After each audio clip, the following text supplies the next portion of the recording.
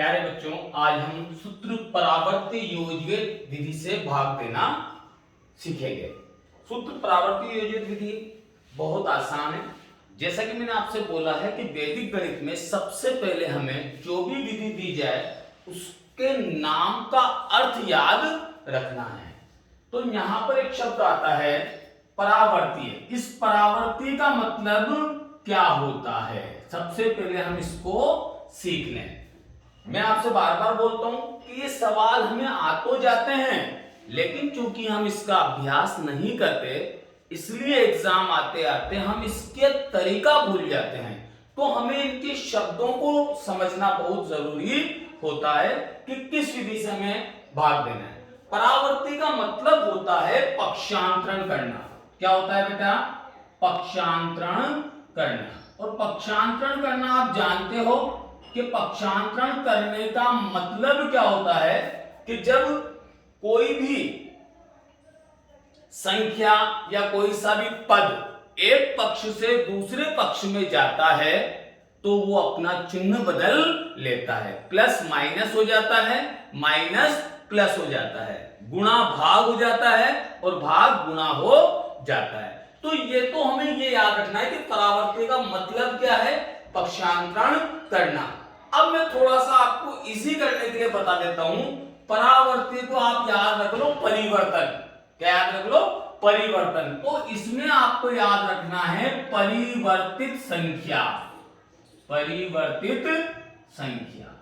बाकी आपने जो पहली मैंने आपको विधि सिखाई थी सेम निखिलम विधि की तरह सवाल होता है।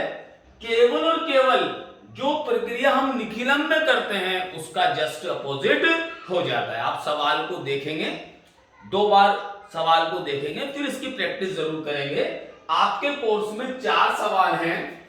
16वां प्रश्नमाला 1 का 16वां 1154 में 103 का भाग, 17वां 1432 में 88 का भाग, 18वां 1358 में 113 का भाग और 19वां 14885 में 123 का भाग। बच्चों बहुत सरल है, आप ध्यान से देखना। हम सवाल लिखते हैं और इसको करने की कोशिश करते हैं, ठीक है। 16वां सवाल है हमारा, लिखा हुआ आएगा हमारे एग्जाम में 1154 भाग चिन्ह 103 और आपको वो लिखा हुआ बोलेगा सूत्र परावर्तीय से भाग 2। यानी आपको भाग की क्रिया करनी है, लेकिन अब आपको परावर्ती विधि अपनानी। सबसे पहले आप इस नाम को पकड़ लोगे। परावर्ती का मतलब होता है परिवर्तन करना, यानी इसमें परिवर्तित संख्या आएगी। सबसे पहले इस विधि में हम क्या करते हैं, सबसे पहले हम सवाल में 3 खंड बना लेते हैं, सेम बिल्कुल निखिलम विधि की तरह। ये हमने 3 खंड बना लिए। ये पहला खंड होता है, ये दूसरा खंड होता है और ये तीसरा खंड होता है। बिल्कुल निखिलम की तरह है सामान्य विधि। बस निखिलम का जस्ट हम क्या कर देंगे, अपोजिट कर देंगे। वो कैसा है वो आप ध्यान से देखना, ठीक। पहले खंड में हमेशा हर सवाल में, हर विधि में हम भाजक लिखते हैं। तो हमारा भाजक क्या है, 103, ठीक है। अब उसके बाद वही हम आधार की संकल्पना करते हैं।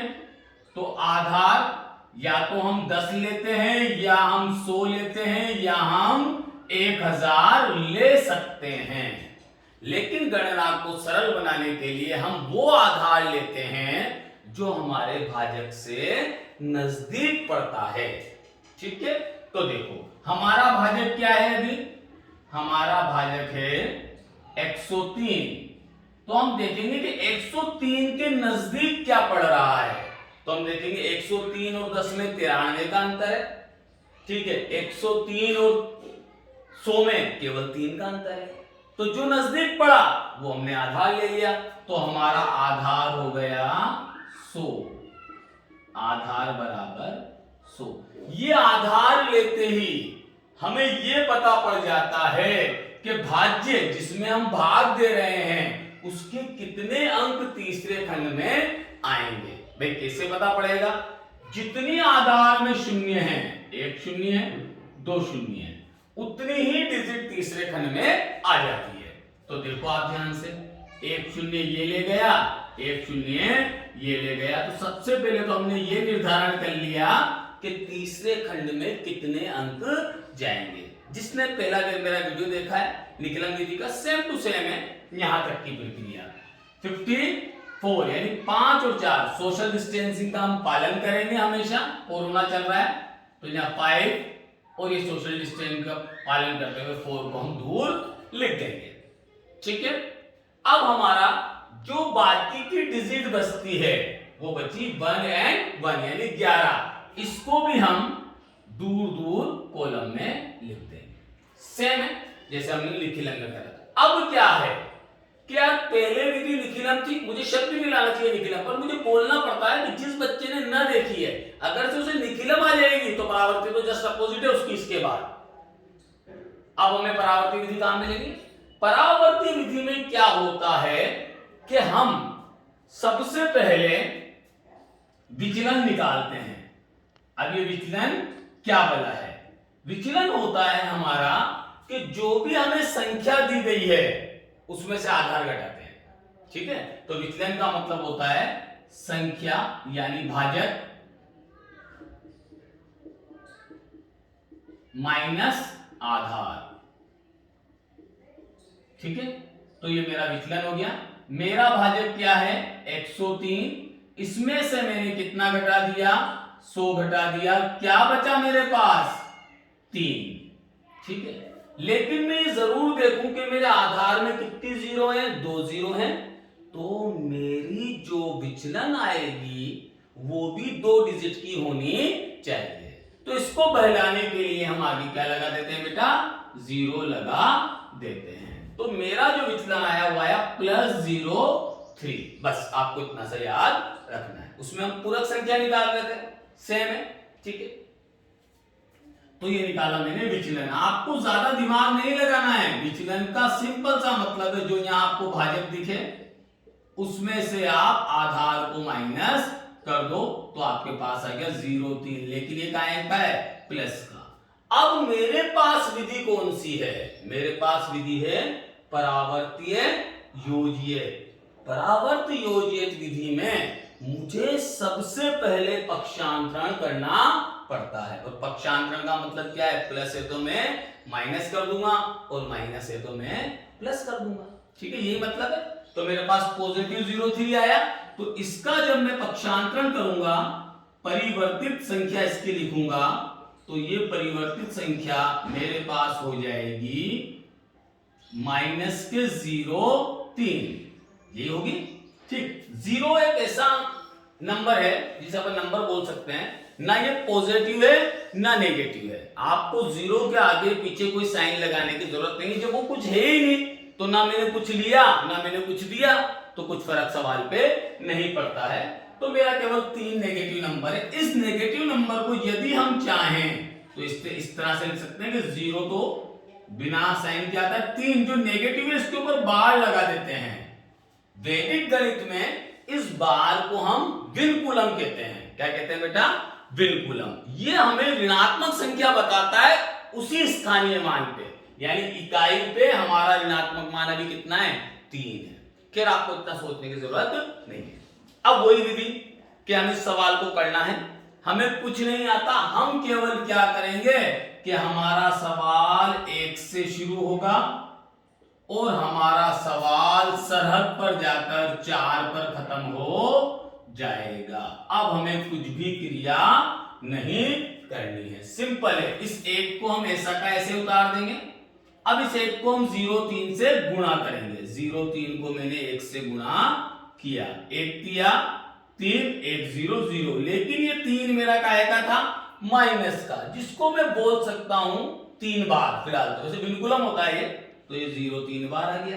इसको मुझे आगे प्लॉट करते जाना है। सिंपल सा मेथड कि या तो लाइन आ गई। अब मुझे क्या दिख रहा है? पहले 1, तो 1 के नीचे मैं लिखूंगा 0। आगे क्या आ जाएगा? 3 बार, ये 3 के ऊपर बार लगा देगा, मैं विनकुलम बोल दूं। अब मेरी आखिरी जो डिजिट थी क्या वो कवर हो गई? क्या नहीं हुई। इसका मतलब अभी मेरा सवाल और चलेगा, मैं सरहद तक जाऊंगा।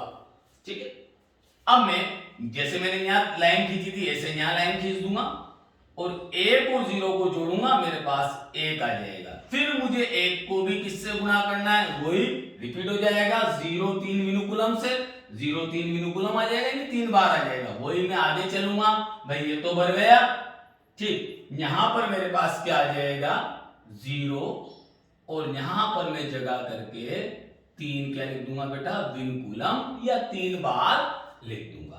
अब देखिए मेरी सरहद पर भर गया नहीं भर गया, यानी मेरा सवाल का प्रोसेस खत्म हो गया, प्रक्रिया खत्म हो गई। मैं सामान्य विधि से इसको जोड़ दूंगा, हमेशा जुड़ता है, ठीक। ये क्या है भाई 4, लेकिन 4 का है प्लस का, ये 3 क्या है भाई विनुकुलम यानी माइनस का, तो 4 में से 3 गए तो कितने बचे बेटा 1, तो यहां आ जाएगा 1। ये 5 प्लस का है और 3 का है बेटा माइनस का, तो 5 माइनस 3 बराबर 2, यहां 2 आ जाएगा। मेरा आंसर ये भागफल को बताता है, ये शेषफल को बताता है, तो मेरा आंसर होता है भागफल बराबर 11 और शेषफल बराबर 21। मैं ये जरूर चेक करूंगा कि शेषफल भाजक से कम आना चाहिए। मेरा भाजक क्या है 103 और मेरा शेषफल क्या आया 21। देखो ये भाजक से कम आ रहा है, नहीं भाजक से कम आ रहा है शेषफल, यानी भाजक ज्यादा है, यानी मेरा सवाल खत्म हो गया। तो परावर्ती विधि में आपको कुछ नहीं करना है, आपको ध्यान रखना है कि परावर्ती का मतलब परिवर्तन होता है, और परिवर्तन का मतलब अगर से संख्या पॉजिटिव है तो उसे अपन नेगेटिव कर लेते हैं, और नेगेटिव है तो उसे अपन पॉजिटिव कर लेते हैं। ठीक है बेटा, आप इसको ध्यान से करें, इसको उतारें, इसकी प्रैक्टिस आपको जरूर करनी है। पॉज करके आप इसको उतार लेंगे और इसकी प्रैक्टिस करेंगे। अब आते हैं हम दूसरे सवाल पे। हमारा दूसरा सवाल है 17वां, जो कुछ इस तरह से है।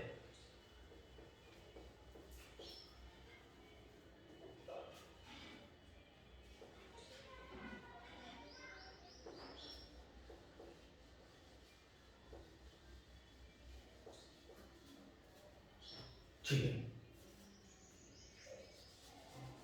अगला अपना सवाल आता है 1432 में हमें भाग देना है 88 का, लेकिन हम ये जरूर पढ़ेंगे कौन सी विधि से, सूत्र परावर्त्य योज्य से हमें भाग देना है। सबसे पहले हम क्या करेंगे बेटा, वही 3 खंड बना लेंगे।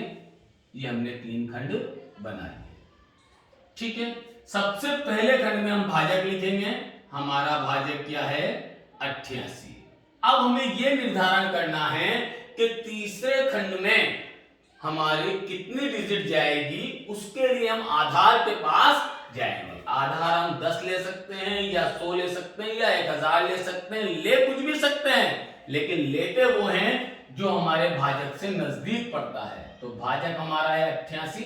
अब 88 10 से 78 दूर है, 88 100 से 12 दूर है, और 88 1000 से तो मुझे भी याद नहीं 912 दूर है, तो काफी दूर है। इसका मतलब नजदीक हमारा 100 पड़ा, तो हमने आधार क्या ले लिया 100 ले लिया। अब हम इसका निकालते हैं विचलन। विचलन हमेशा क्या होता है कि जो भी आपकी संख्या हो जिससे आप प्रक्रिया कर रहे हो उसमें से आपको आधार घटाना पड़ता है। तो आप 88 में से कितने घटा देते हो बच्चे, 100 घटा देते हो। अब 88 में जब भी हम 100 घटाएंगे, बिल्कुल कंफ्यूज नहीं होना है, हमेशा घटाने की क्रिया बड़ी में से छोटी संख्या में होती है। हम 100 में से कितना घटाएंगे 88 घटाएंगे। बहुत आराम से इस तरह से घटाते हैं बेटा, ध्यान रखना गलती ना हो। 100 में से 88, ठीक है। कुछ नहीं, जहां कुछ नहीं होता वहां हम एक उधार ले लेते हैं पड़ोसी से। तो इसने इधर एक उधार लिया, 10 हो गए, 10 में से 8 गए तो कितने बचे 9 बचे, ठीक। इसके पास पहले से 0 था, पड़ोसी से लाया, ध्यान रखना। अब 10 में से इसने इसको 1 दे दिया, यहाँ 9 बचे, 9 में से 8 गया तो कितना बचा, 10 में से 8 गए तो 2 बचे, ठीक। यहाँ 9 में से 8 गया कितना बचा 1 बचा। अब इसने इसको एक उधार दे रखा था, यानी कुछ नहीं बचा, यानी मेरे पास आ गया 12। लेकिन ये 12 कौन सी संख्या का आया है, माइनस का, बड़ी संख्या का, ये मेरा -12 हो गया। क्योंकि डबल डिजिट है तो कोई दिक्कत नहीं है। तो मेरे पास आ गया विचलन, जिसको आप चाहो तो यहीं पे कर सकते हो, 88 माइनस 100 बराबर -12। अब मुझे पता है कि मैं विधि कौन सी काम में ले रहा हूं, परावर्तीय योजियत। परावर्तीय योजियत में मुझे पक्षांतरण करना पड़ता है, पॉजिटिव हो तो नेगेटिव और नेगेटिव हो तो पॉजिटिव। तो ये मेरी हो गई परिवर्तित संख्या। तो ये परिवर्तित संख्या मेरे पास आ गई +12। +12 में कोई दिक्कत मुझे है ही नहीं, एक भी प्लस का है और दो भी प्लस का है, कोई अब मुझे दिक्कत नहीं है। मुझे पता है कि मेरे आधार में 2 जीरो हैं, तो मेरे कितनी डिजिट, एक ये वाली डिजिट एक ये वाली डिजिट कौन से खंड में चल जाएगी, तीसरे खंड में चल जाएगी। सोशल डिस्टेंसिंग का हम पालन करेंगे, यहाँ 3 लिखेंगे, यहाँ 2 लिखेंगे, यहाँ 1 लिखेंगे और यहाँ 4 लिखेंगे। एक को हम ऐसा का ऐसा ही उतार देंगे और हमारा सवाल कहां पर खत्म होगा भाई, 2 पर जाकर हमारा सवाल खत्म हो जाएगा। वही हमारा पुराना तरीका कि हम 1 2 को किससे गुणा करेंगे, 1 से, 1 दूना 2, 1 एकम 1, हमारे पास 12 आ जाएगा। इसको हम आगे प्लॉट करते जाएंगे, यहाँ तक 3 उतर गई थी, यहाँ 1 आ जाएगा, यहाँ 2 आ जाएगा। अभी मेरी क्रिया पूरी नहीं हुई है, तो 4 और 1 मैं जोड़ लूंगा, तो ये आ जाएगा मेरे पास 5। ठीक है, अब जब मेरे पास 5 आता है तो ये मैं इस तरह से करूंगा, चाहो तो मैं ऐसे भी कर सकता हूं, 5 दूना 10 और 1 पंजे 5 और 1 6 60, ऐसे भी लिख सकता हूं, या मैं ऐसे कर सकता हूं 5 दूना 10 और 1 पंजे 5। ये बात समझ में आ रही है नहीं आ रही है? जो आपको अच्छा लगे, इससे आपको अगर से कंफ्यूजन ज्यादा होता है तो आप ऐसे भी कर सकते हो, पर आप ऐसे भी करोगे तो कोई दिक्कत नहीं है। ये आ गया हमारे पास 60। ठीक है, जैसे मेरे पास 60 आएगा, मैं 6 तो यहां लिख दूंगा और 0 यहां पर लिख दूंगा। क्या मेरी सरहद भर गई? आपका जवाब होगा हां सर, आपकी सरहद भर गई। अब मैं जोड़ने की क्रिया कर दूंगा, तो 2 में जब मैं 0 जोड़ूंगा 2 आ जाएगा, 3 और 2 5 और 6 11, कितना आ गया भाई 112। मैं अपने खुशी खुशी सवाल हल कर दिया, भाई मेरा आंसर आ गया। मेरा भागफल कितना आया? मेरा भागफल आया 15 और मेरा शेषफल आया 112। मैं हमेशा चेक करूंगा, आदत बना लूंगा कि मेरा भाजक क्या है 88 और मेरा शेषफल क्या है 112।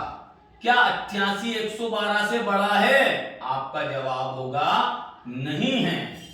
जब आपका जवाब होगा नहीं है तो आप समझ जाना अभी कुछ कमी बाकी है। इसका मतलब अभी हमारा भाग 88 से 112 में और जा सकता था, तो हम इधर भाग दे लेंगे 112 में। इसका भाग 88 का हम केवल 8 को पकड़ेंगे और 11 में भाग देंगे। 1 × 8 2 के 16 ज्यादा हो जाएंगे, हम एक बार देंगे तो 1 88 88, 12 में से 8 गए तो 4, एक उधार दे दिया था, 10 में से 8 गए तो 2। इसका मतलब इस सवाल में संशोधन हो रहा है। जब भी ये कंडीशन आ जाए आपको संशोधन करना पड़ेगा, संशोधन, और वो संशोधन कुछ इस प्रकार से होगा कि अभी एक बार और भाग जा सकता था, तो यानी हमारा भाग एक बार और गया, तो हम भागफल में कितना और जोड़ देंगे भाई, 1 और जोड़ देंगे, हमारा भागफल हो जाएगा 5 और 1 6, यानी भागफल हो गया हमारा 16। अब जब हमने 88 में 112 का भाग दिया था, एक बार दिया था, वो एक नया लिख दिया था, कितना आया था 88, वो 88 क्या हो जाएंगे माइनस हो जाएंगे, तो हमारा आंसर क्या आ जाएगा 24। तो हमारे संशोधन के बाद आंसर क्या हो गया, भागफल तो हो गया हमारा 16 और शेषफल हो गया हमारा 24। हम ध्यान से देखेंगे 88 बड़ा है किससे, 24 से। हमारा सवाल सही है। इस तरह से हमारा ये 16वां सवाल हल हो जाता है, सॉरी अपना 17वां सवाल हल हो जाता है। अब आते हैं अपन 18वें सवाल पे। सारे सवाल मैं आपको करा रहा हूं, आपको केवल प्रैक्टिस करनी है। अगले सवाल पे हम आते हैं। अगला सवाल आपका है सूत्र परावर्त योजित विधि से आपको भाग देना है। इसमें देना है भाई 1358 में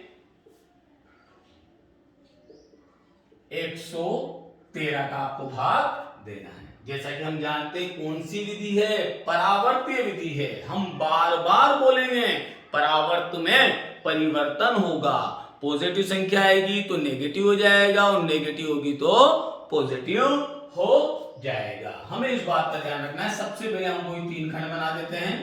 ये हमारे तीन खंड बन गए, पहला खंड, दूसरा खंड और ये तीसरा खंड। ठीक है, पहले खंड में हमेशा हम भाजक लिखते हैं, भले विधि कोई सी भी हो। क्या हो गया भाई? 113। तीसरा खंड में हम भाज्य के शेष अंक लिखते हैं लास्ट में से, लेकिन उसका निर्धारण होता है आधार के द्वारा। तो हमारा भाजक कितना है भाई? हमारा भाजक है 113। 113 100 के नजदीक पड़ता है, तो हम आधार का ले लेंगे 100। फिर हम विचलन निकालेंगे। विचलन क्या होता है? संख्या भाजक माइनस आधार। तो संख्या भाजक कितनी है मेरे पास? 113। इसमें से मुझे आधार को क्या करना है? माइनस करना है। 113 में से 100 गए तो कितने बच गए? पॉजिटिव 13। ठीक है, तो इसके नीचे मैं लिख देता हूं विचलन। बिल्कुल शॉर्ट में याद रखेंगे क्या? 113 माइनस 100 बराबर प्लस 13 आ गई। तो इसकी मुझे पक्षांतरण करना है, यानी परिवर्तित संख्या लेनी है। ये परिवर्तित संख्या मेरी हो जाएगी -13। अब -13 का मतलब होता है 1। देखो 3 तो इकाई पे और 1 दहाई पे, यानी 10 + 3 है। 10 और 3 13 होते हैं। तो इसको अपन इसलिए बिल्कुलन के रूप में लिख देते हैं कि दहाई का अंक 1 भी माइनस में और इकाई का अंक 3 भी माइनस में। अच्छा लगता है इसलिए, चाहे तो अपन आगे भी लगा सकते हैं, कोई दिक्कत नहीं है। जहां बिल्कुलन लग गया, बाहर लग गया, आप समझ जाना वो ऋणात्मक संख्या है। ठीक है, हमारा आधार 100 था। 100 में 2 0 आ रही थी। हम कहेंगे बाबू साहब जरा सा आप कष्ट कीजिए और आप उठकर तीसरे खंड में चले जाइए। ये तीसरे खंड में हमारा सोशल डिस्टेंस का पालन करते हुए 5 बेटा जाएगा। अब हमारा बचा 1 और 3। वही हमारा तरीका, हमें कुछ नहीं आता, हम केवल लाइनें खींच देते हैं कि हमारा सवाल यहां से शुरू हो रहा है और यहां पर खत्म हो रहा है। ठीक है, हम 1 का 1 उतार देते हैं। अब हमें 13 को गुणा करना होता है किससे? 1 13 13। लेकिन ये हमारा ऋणात्मक था, तो ये हमारा ऋणात्मक आ जाता है। ये बात समझ में आ रही है कि बार लगा हुआ है, यानी वो दोनों अंक, दोनों डिजिट स्थानीय मान से ऋणात्मक हैं। तो ये देखो हमारा 1 का हो गया ऋणात्मक का, 3 का हो गया ऋणात्मक का। क्या मैं आखिरी शरत पे पहुंच गया? नहीं पहुंचा, यानी प्रक्रिया आगे होगी। अब ये प्रक्रिया हमारी हुई कि 3 तो मेरे पास प्लस का है और 1 मेरे पास माइनस का है। जब मैंने इसे जोड़ा तो ये कितना आ गया? 2 आ गया। अब वही क्रिया मुझे इधर करनी है कि इस 13 को किससे गुणा करना है? अब 2 से। 3 2 6 और 2 एकम 2, यानी माइनस का मेरे पास 26 आ जाता है। माइनस का 26 का मतलब मेरे पास ये 2 माइनस का है और ये 6 भी मेरा माइनस का है। मैं क्या ध्यान से देखता हूं कि मैं आखिरी शरत पर पहुंच गया, यानी मेरी क्रिया खत्म हो गई। अब मुझे क्या करना है? 8 और 6 को जोड़ना है, लेकिन 6 तो माइनस का है। तो 8 माइनस 6 बराबर कितना आ जाता है? 2। यहां आ जाएगा मेरे पास 2। अब मुझे 5 और 3 को जोड़ना है, लेकिन 3 तो माइनस का है। तो 5 माइनस 3 बराबर क्या बचा मेरे पास? 2। अब इस 2 को मुझे 2 में जोड़ना है, लेकिन 2 तो माइनस का है। तो 2 माइनस 2 बराबर क्या हो गया? 0। यहां आ गया मेरा 0। आप डायरेक्ट भी कर सकते थे। 5 प्लस का है, 3 और 2 दोनों माइनस के हैं, माइनस के 5 हो गए, 5 में से 5 गए तो 0 बचे। मेरा आंसर हुआ भागफल बराबर 12 और शेषफल बराबर 2। 0 2 का मतलब 2 ही होता है। ठीक, 2। मैं चेक जरूर करूंगा कि मेरा भाजक क्या था? 113। मेरा शेषफल क्या था? 2। देखो 113 2 से बड़ा है, यानी मेरा सवाल सही है। ठीक है, अब आ जाते हैं अपन लास्ट सवाल पे। आज के लिए अपना लास्ट बेटा, आपको इसकी प्रैक्टिस करनी है। फिर मैं कल आपको अगले वीडियो में मींस ध्वजांक विधि के बारे में बताऊंगा, जो बहुत ज्यादा आपके लिए इंपॉर्टेंट होती है। अगला हमारा सवाल आता है 14,885। इसमें हमें भाग देना है 123 का। कौन सी विधि से? सूत्र परावर्त योजित। अब आपको काफी कुछ आएगा, मैं थोड़ी स्पीड बढ़ाता हूं आपको कैसे करना है। हमें सबसे पहले 3 खंड बनाने हैं। ये हमारा पहला खंड हो जाएगा, ये हमारा दूसरा खंड हो जाएगा, ये हमारा तीसरा खंड हो जाएगा। हमारा भाजक क्या है, हमारा भाजक है 123। हमें क्या निकालना है, विचलन निकालना है। तुरंत हम चले गए क्या, भाजक हमारा कितना है 123। 123 किसके पास पड़ रहा है भाई, 100 के। ठीक, हम विचलन निकालेंगे, संख्या भाजक माइनस आधार, यानी 123 माइनस 100, तो हमारा आ जाएगा ये +23। जैसे ही ये +23 आएगा, इस विचलन को मैंने लिख दिया यहाँ पर 123 माइनस 100 बराबर +23। ध्यान रखना है कि विधि कौन सी है, परावर्ती योज्य। हम इसकी परिवर्तित संख्या निकालेंगे, तो इसकी परिवर्तित संख्या हमारी आ जाएगी बेटा -23। -23 का मतलब क्या है, ये 2 भी माइनस का है, 3 भी माइनस, यानी 2 विनकुलम 3 विनकुलम। ये ऋणात्मक स्थानीय जो होती है संख्या, उसको विनकुलम से हम बता देते हैं। आप ज्यादा विनकुलम जोर पे गौर मत करना, आपको देखना हमारे आधार में कितनी जीरो है, 2 जीरो है। हमारे तीसरे खंड में 2 अंक आ जाएंगे, यानी 8 और 5। सोशल डिस्टेंसिंग का पालन करेंगे, 8 5 को वहां लिख देंगे। अब यहां देख लो कितने अंक है, 1 4 8। सिंपल सा एक और मैं आपको ट्रिक बता दूं, क्योंकि 3 अंक है तो हमारी प्रक्रिया 3 बार में पूरी होगी। पहली बार में क्या आ जाएगा, 1 आ जाएगा। 1 को हमें किससे गुणा करना है, 23 से, जो माइनस में है, तो ये 23 ही आ जाएगा, लेकिन ऋणात्मक होगा, यानी यहाँ माइनस के 2 आ जाएंगे। -2 आप ऐसे भी लिख सकते हो, और यहाँ माइनस के 3 आ जाएंगे। ठीक, जब हम इसको जोड़ेंगे तो देखो 4 प्लस का है, 2 माइनस का है, तो ये 2 बच जाएंगे। अब इस 2 को भी हम 23 से क्या करेंगे, मल्टीप्लाई करेंगे, जो कि माइनस के हैं। 2 तिया 6 और 2 दुआ 4, यानी 4 भी माइनस का आया है और 6 भी माइनस का है। और अभी देखिए, अभी तक मेरी सरहद भरी नहीं है। ठीक है, यहाँ ये दोनों खाली थे, अब ये खाली रह गया है। ठीक है, यानी मुझे आगे भी करना पड़ेगा। ठीक, मैं ध्यान से देखूंगा। 8 में मुझे 3 जोड़ना है, लेकिन ये माइनस का है, तो 5 बचेंगे। फिर 5 में मुझे 4 जोड़ना है, लेकिन ये माइनस का है, तो मेरे पास 1 बचेंगे। ये मेरे पास 1 आ गया। अब ये 1 किससे गुणा होगा, वही 23 से, तो 1 तिया 3, 1 2 2, विनकुलम का चिन्ह लग जाएगा। इसका मतलब ये हो गया -2। आप इस तरह से भी लिख सकते हैं, मैं आपको बताना चाह रहा हूं, ये हो गया -3। वही जोड़ने की क्रिया करूंगा, 5 प्लस के 3 माइनस के 2 बचेंगे, 8 प्लस के 6 माइनस के 2 बचेंगे, 2 प्लस के 2 माइनस के 0 बचेंगे। तो मेरा आंसर हुआ भागफल बराबर 121 और शेषफल बराबर 0 2, यानी कि 2 में चेक करूंगा कि भाजक मेरा 123 है और शेषफल मेरा 2 है। 123 बड़ा है 2 से, यानी कि मेरा सवाल सही है। तो इस तरह से बच्चों हमने हमारे 2 वीडियो में सूत्र निखिलन विधि और सूत्र परावर्ती योजित विधि से भाग देना सीखा। मेरी अगली वीडियो में अभी जस्ट थोड़ी देर में आपके लिए डालता हूं, वो होगी ध्वजांक विधि से। वो उधर उत्तरीय ज्ञान पर है, आप बहुत ध्यान से पढ़िए। गणित बहुत सरल है, बहुत आराम से आप केवल प्रैक्टिस कीजिए, खूब पढ़िए, खुश रहिए।